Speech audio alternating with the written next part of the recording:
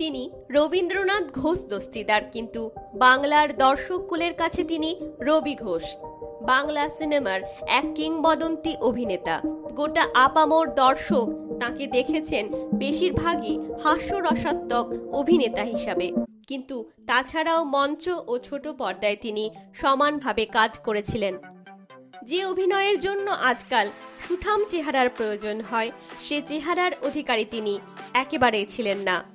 বেঁটে খাটো চেহারার শ্যামলা গায়ের রঙে ছেলেটি হয়ে উঠলেন একসময় সকলের মনের মতো অভিনেতা। তবে হ্যাঁ, এমন চেহারা নিয়ে অভিনয়ে আসতে যখন তিনি চেয়েছেন, তখন বাবা জিতেন্দ্রনাথ ঘোষ নাকি বলেছিলেন, অমন চেহারায় অভিনয় করতে গেলে চাকর বাকরের চরিত্র ছাড়া আর কিছু জুটবে না। কিন্তু ভেঙে পড়েননি রবি ঘোষ, উল্টে জেদ চেপে গেল তাঁর। শুধু তাই নয়, এর পাশাপাশি চলল তাঁর নিজেকে ফিট রাখার জন্য শরীর চর্চা। 1953 সাল থেকে 1959 সাল পর্যন্ত কাজ করেছেন কলকাতার ব্যাংকসাল কোর্টে।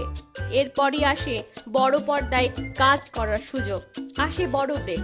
উৎপল দত্ত থেকে সত্যজিৎ রায়, তপন সিনহা প্রত্যেকের সঙ্গে আলাপ থেকে কাজের সুযোগ সমৃদ্ধ করে তোলে রবি ঘোষকে।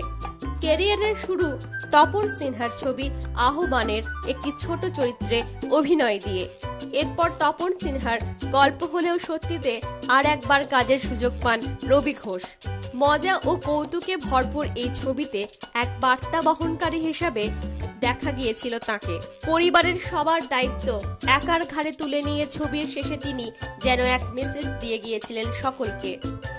পরিচিতি ছড়িয়ে পড়ে তাঁর। এরপরই আসে সেই অনবদ্য সুযোগ।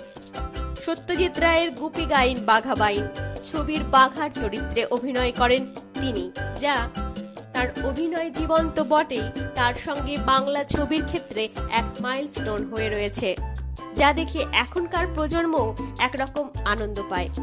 এরপর একে একে অরণ্যের দিনরাত্রি, পদ্মা নদীর মাঝে, গুপি বাঘা ফিরে এলো, হীরক রাজার দেশে, চার মূর্তি, এরকম বহু অসাধারণ ছবি দর্শককে উপহার দিয়ে গিয়েছেন তিনি। পেয়েছিলেন আনন্দলোক অ্যাওয়ার্ড ও কলাকার অ্যাওয়ার্ড।